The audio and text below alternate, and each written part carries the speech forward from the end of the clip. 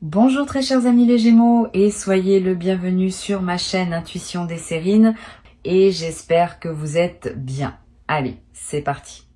Le mot miracle a été usé par tant d'usages superficiels qu'on en a presque oublié sa signification réelle. On dit miracle pour parler d'un soleil qui se montre après plusieurs jours de pluie, pour parler d'un bus qui arrive juste à l'heure, pour parler d'un enfant qui s'endort sans pleurer. Toutes ces réalités sont précieuses, mais ce ne sont pas des miracles au sens fort du terme. Le miracle véritable, c'est autre chose. C'est quand quelque chose se produit qui n'aurait pas dû se produire selon les lois apparentes qui régissent notre vie quotidienne. Quand une porte s'ouvre là où il n'y avait pas de porte. Quand une solution apparaît dans une situation qui semblait sans issue. Quand une rencontre se produit alors que toutes les probabilités étaient contre elle. C'est de cette catégorie-là que je veux te parler. Et c'est un miracle de cette qualité qui s'apprête à entrer dans ta vie. Avant d'aller plus loin, je veux te transmettre une compréhension importante. Les miracles véritables ne sont pas des accidents dans le tissu du réel. Ils ne sont pas des erreurs du système. Ils sont au contraire l'expression la plus précise du système lui-même, quand celui-ci fonctionne dans toute sa profondeur. Notre vie quotidienne nous habitue à un fonctionnement de surface, où les choses suivent les chemins prévisibles. Mais sous cette surface, il y a un fonctionnement plus profond, où des dynamiques moins visibles peuvent produire des résultats qui semblent surnaturels au regard des lois de surface. Les miracles sont l'irruption ponctuelle de ce fonctionnement plus profond dans notre quotidien. Ils ne contredisent pas la réalité. Ils la révèlent dans sa dimension la plus complète. Ce qui s'apprête à se produire pour toi appartient à cette catégorie. Ce ne sera pas seulement une bonne nouvelle. Ce sera quelque chose qui sortira du cadre de ce que tu pensais possible dans ta situation actuelle. Et c'est précisément cette qualité de sortie de cadre qui en fera un miracle plutôt qu'une simple chance. Tu vas reconnaître l'événement par cette signature particulière. Tu auras du mal au début à l'expliquer rationnellement. Tu chercheras des causes mécaniques pour comprendre ce qui s'est produit. Et tu réaliseras après examen qu'aucun enchaînement de causes ordinaires ne suffit à expliquer ce qui s'est passé. Cette résistance à l'explication mécanique est la marque la plus fiable d'un miracle véritable. Je veux clarifier quelque chose qui peut paraître contre-intuitif. Le miracle ne va pas se manifester à toi parce que tu serais une personne particulièrement méritante. Cette logique de rétribution n'est pas exacte. Le miracle va se manifester parce que tu as cultivé, à travers ton parcours, une certaine qualité d'ouverture qui rend possible la réception d'un événement de cette nature. Ce n'est pas une question de mérite, c'est une question de disposition. Tu es disposé. C'est à dire que ton système intérieur a atteint une qualité de réceptivité suffisante pour qu'un événement non ordinaire puisse y trouver un terrain d'accueil. Sans cette réceptivité préalable, le miracle, même s'il se manifestait extérieurement, ne s'enracinerait pas en toi. Il glisserait sur la surface de ta vie sans la transformer. Ici, sur Intuition des Sirènes, je veux te transmettre quelque chose qui va t'aider à reconnaître le miracle quand il se présentera. Les miracles ont une signature subtile dans le corps de celui qui les reçoit. Au moment où l'événement miraculeux se produit, tu vas ressentir une forme de vertige, bref. Un instant de suspension où le temps semble s'arrêter. Une chaleur qui se diffuse dans la poitrine. Des larmes qui peuvent monter sans cause apparente. Tous ces signaux corporels ne sont pas des coïncidences.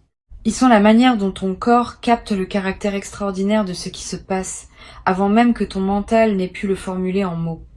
Apprends à faire confiance à ces signaux corporels. Ils sont plus rapides et plus fiables que les analyses que tu pourrais faire après coup. Je veux te parler de ce qui se passe juste avant qu'un miracle se manifeste. Souvent, il y a une période de calme inhabituelle qui précède immédiatement l'événement, comme si le monde s'apaisait pour préparer le passage de ce qui va arriver. Tu vas peut-être ressentir dans les heures ou les jours qui précèdent une qualité de tranquillité qui te paraîtra étrangère à ta situation ordinaire. Si tu remarques cette tranquillité préalable, n'essaye pas de la dissiper en remplissant ton temps d'activité. Habite-la. C'est dans cette qualité de calme que la manifestation peut trouver son moment. Tu vas être également avoir, dans cette période préparatoire, des intuitions qui te traversent sans que tu puisses les justifier. Une certitude tranquille que quelque chose va se passer. Une attention soudaine portée à un détail anodin. Une envie de faire quelque chose qui semble sans rapport avec tes préoccupations habituelles. Toutes ces intuitions sont la manière dont ta partie la plus profonde te prépare à l'accueil. Suis-les sans les rationaliser excessivement. Si l'envie de te rendre dans tel endroit te traverse, vas-y, si tu le peux. Si la pensée d'une personne te revient avec insistance, contacte-la peu, être. Ces gestes apparemment anodins peuvent être les conditions exactes par lesquelles le miracle va trouver son chemin jusqu'à toi. Sur Intuition des sirènes, je tiens à te dire quelque chose d'important sur la manière de recevoir un miracle. Quand l'événement extraordinaire se produit, beaucoup de personnes ont un réflexe étrange. Elles essaient immédiatement de le rationaliser, de le ramener dans la catégorie des coïncidences, de minimiser ce qu'il a de spécial. Ce réflexe vient d'un inconfort face à l'extraordinaire. Notre culture nous a habitués à expliquer, à mesurer, à quantifier. L'extraordinaire vrai résiste à ces opérations, et cette résistance peut nous mettre mal à l'aise. Si tu sens ce réflexe en toi quand le miracle arrive, observe-le sans lui obéir. Permets-toi de simplement reconnaître que oui, ce qui se passe est extraordinaire. Cette reconnaissance pleine est ce qui ancre le miracle dans ta réalité et lui permet de produire son plein effet. La résistance à minimiser ne signifie pas que tu doives en faire un drame ou un événement spectaculaire à raconter à tout le monde. Au contraire, les miracles aiment souvent une certaine discrétion. Ils ont une qualité presque intime, comme un cadeau personnel qu'on reçoit dans le secret de son cœur. Tu pourras être en parler plus tard, quand le moment sera venu. Mais dans les premiers temps, garde-le pour toi, pour pouvoir l'habiter pleinement, sans interférence extérieure. Cette retenue n'est pas du secret pour le secret. C'est une protection de la qualité de ce que tu vis. Je voudrais te parler maintenant de la trace que laisse un miracle véritable dans la vie d'une personne. Cette trace n'est pas seulement le bénéfice direct de l'événement. Elle est plus profonde. Elle consiste en une modification durable de ta perception du possible. Avant le miracle, tu avais une certaine carte mentale de ce qui peut arriver dans une vie. Après le miracle, cette carte s'élargit. Tu sais désormais, par expérience directe, que des choses peuvent arriver qui dépassent ce que tu aurais imaginé. Cette connaissance ne s'efface plus. Elle reste avec toi pour le reste de ta vie. Et elle te sert chaque fois que tu te trouves face à des situations qui semblent sans issue.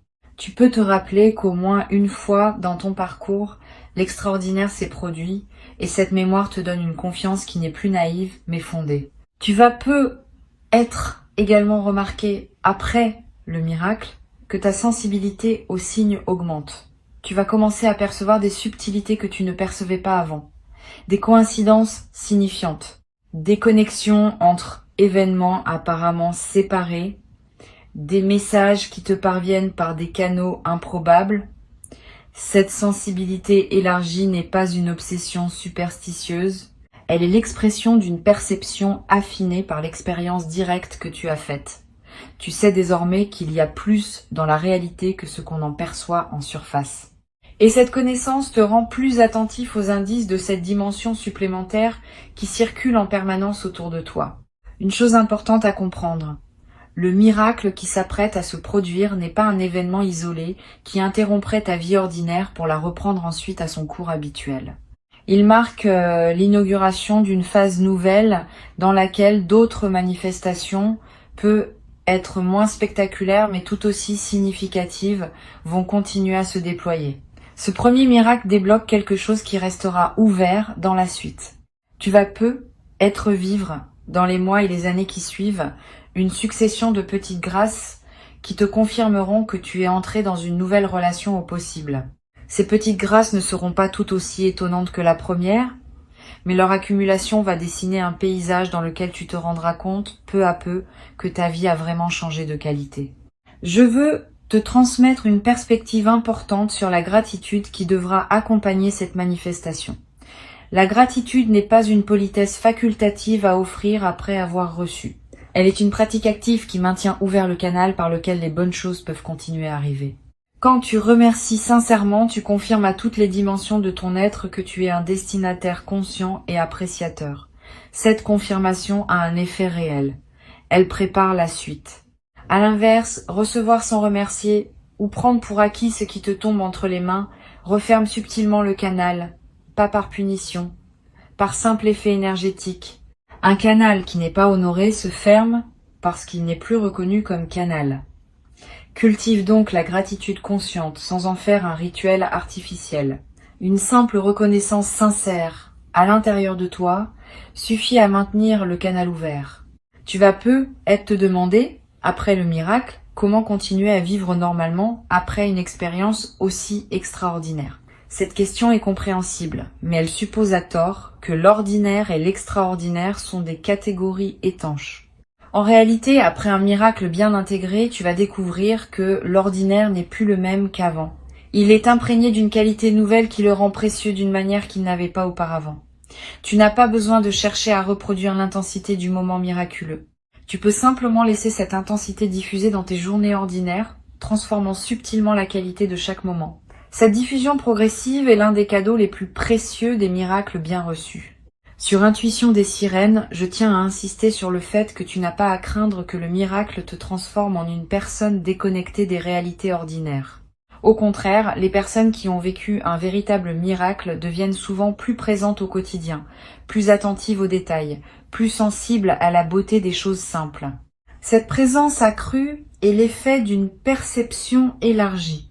Quand on a touché à quelque chose qui dépasse l'ordinaire, on commence à voir l'ordinaire avec une qualité nouvelle. Le café du matin a un goût différent. Le visage d'un proche est regardé avec plus d'attention.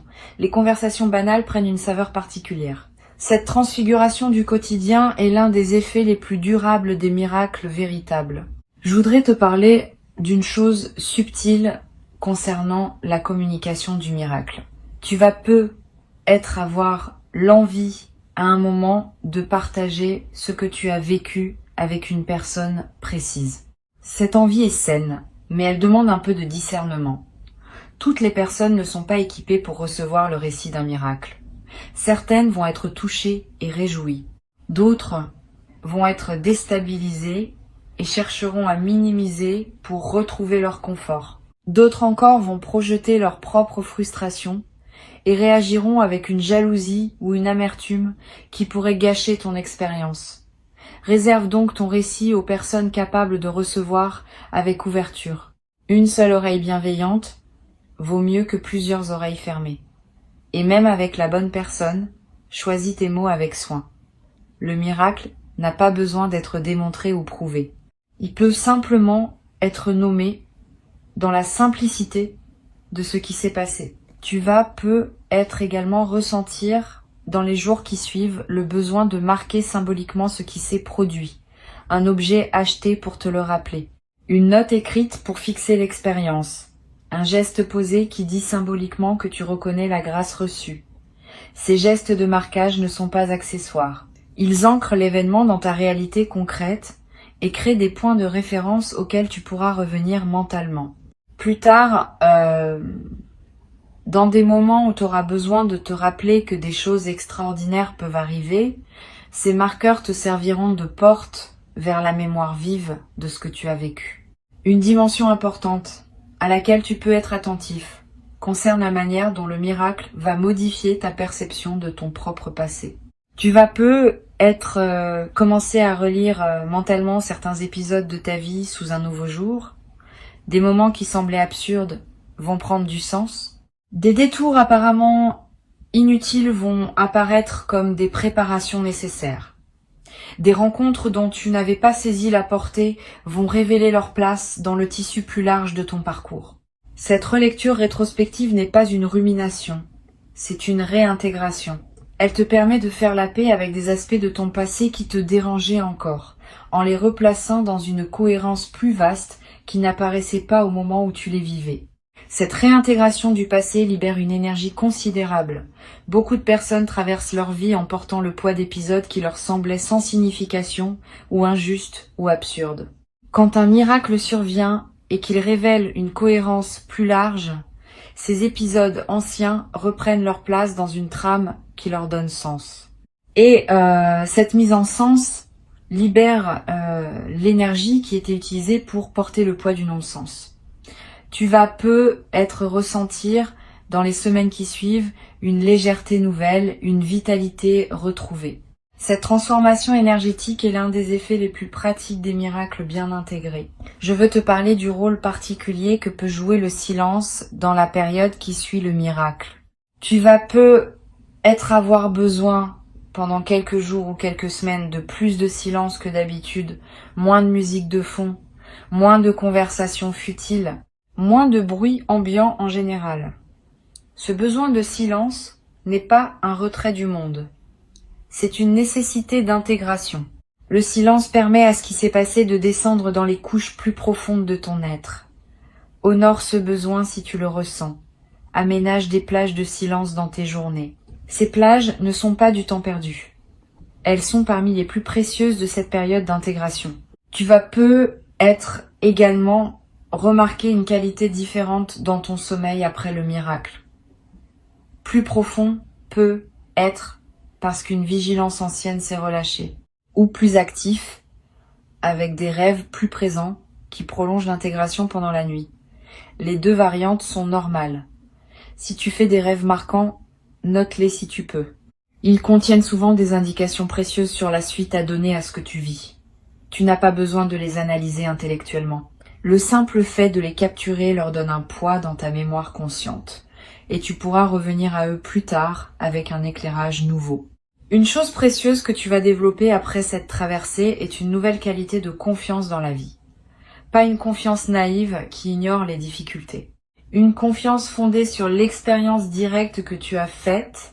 Tu sais désormais par toi-même que la vie peut surprendre. Que des choses peuvent arriver qui dépassent ce qu'on aurait osé espérer. Cette connaissance corporelle est plus solide que toute conviction intellectuelle. Elle t'accompagnera désormais dans toutes les phases de ton existence, te donnant une sérénité de fond même dans les moments de défi. Tu vas peut-être avoir, à certains moments dans les semaines qui suivent, l'envie de témoigner discrètement à des personnes qui traversent des moments difficiles. Tu pourras leur dire, sans grand discours, que des choses extraordinaires peuvent encore se produire.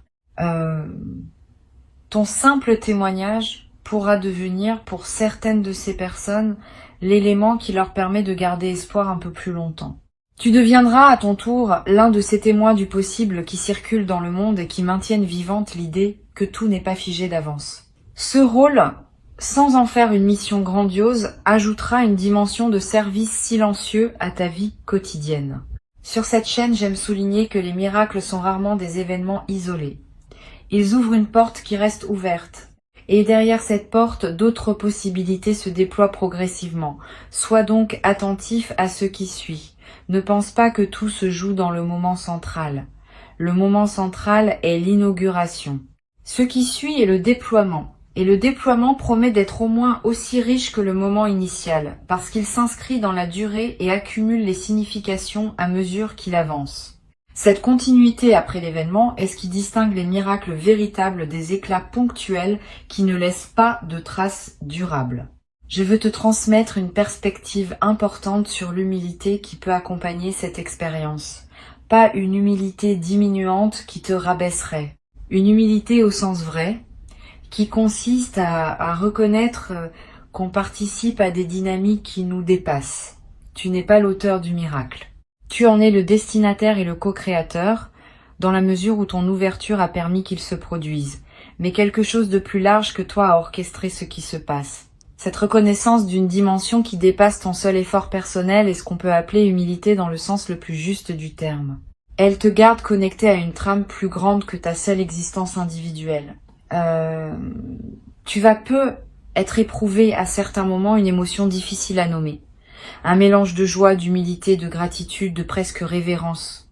Cette émotion mixte est typique des expériences qui touchent à des dimensions profondes. Permets-toi de la vivre sans chercher à la simplifier.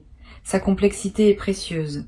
Elle te connecte à des dimensions de ta sensibilité, qui restent souvent inaccessibles dans la vie ordinaire. Et cette connexion à ta sensibilité profonde est elle-même l'un des cadeaux secondaires de ce qui s'apprête à se vivre. Je voudrais te parler d'une dimension qui peut surprendre. Le miracle qui s'approche n'est pas seulement pour toi. Il est aussi pour les personnes qui t'entourent, indirectement. Quand quelqu'un dans un cercle social vit une expérience qui élargit sa perception du possible, cela rayonne sur les autres. Pas immédiatement de manière visible, mais subtilement. Les personnes proches de toi vont sentir, sans toujours pouvoir le nommer, que quelque chose a changé dans ta présence. Et ce changement va influencer, à sa manière modeste, leur propre perception du possible dans leur vie. Tu es donc en train de devenir, sans le décider, un agent de transformation collective. Cette dimension élargie de ce que tu vis donne du sens à l'expérience au-delà de ton seul parcours personnel. Tu vas être également développé dans la durée une qualité particulière dans la manière de répondre aux difficultés. Quand un défi se présentera après cette traversée, tu auras une nouvelle ressource intérieure à mobiliser. Tu pourras te dire, en toute connaissance de cause, que des solutions inattendues peuvent surgir, que des portes peuvent s'ouvrir là où tu n'en voyais pas, que la vie peut encore surprendre dans la bonne direction. Cette confiance fondée sur l'expérience te donnera une élasticité nouvelle face aux épreuves. Tu cesseras de te crisper dès qu'une difficulté apparaît.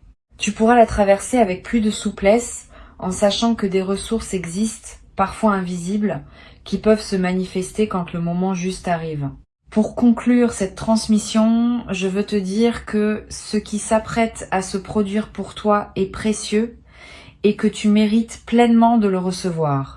Avant de te quitter pleinement, je voudrais te transmettre encore plusieurs perspectives qui peuvent enrichir ta préparation à recevoir ce miracle.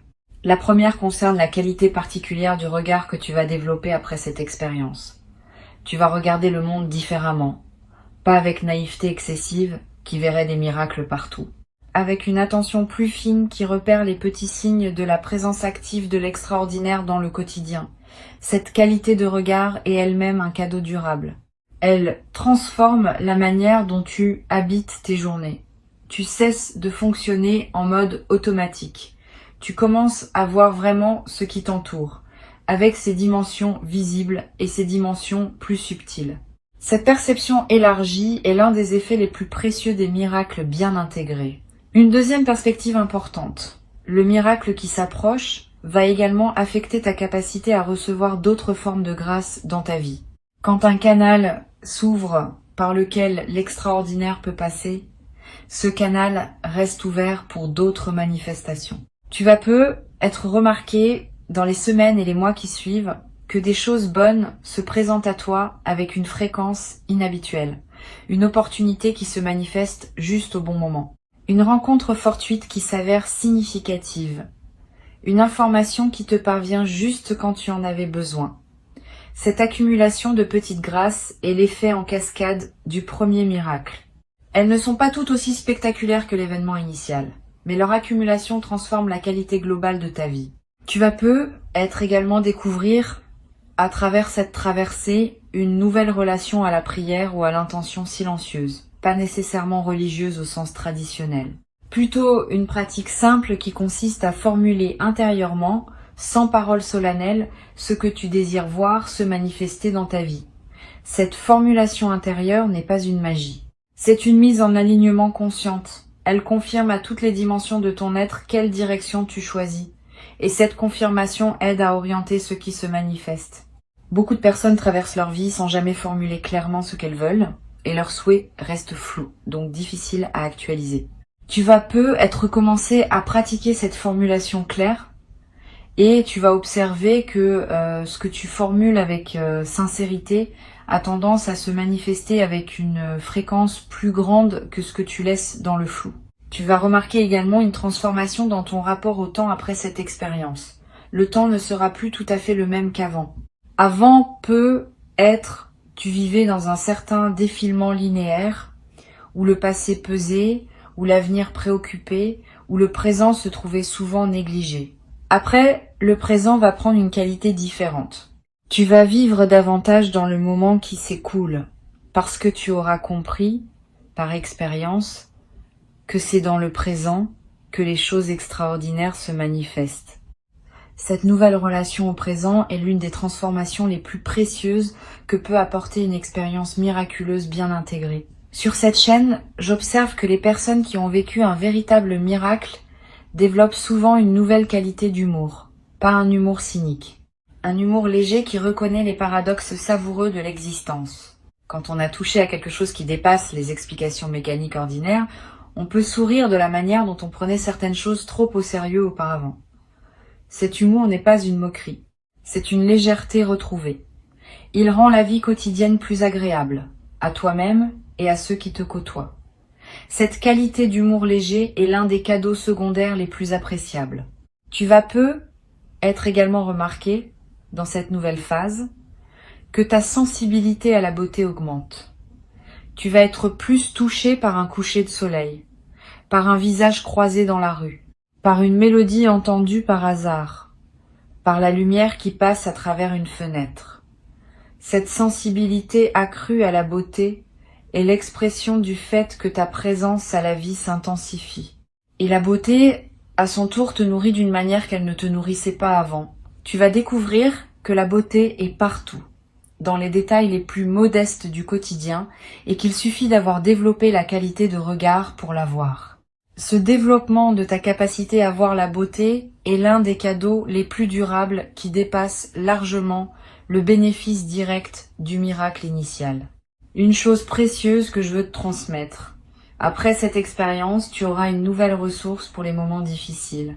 Quand quelque chose te paraîtra sans issue, tu pourras revenir mentalement à l'expérience que tu as vécue et te rappeler que tu as déjà été surpris une fois par ce que la vie pouvait offrir.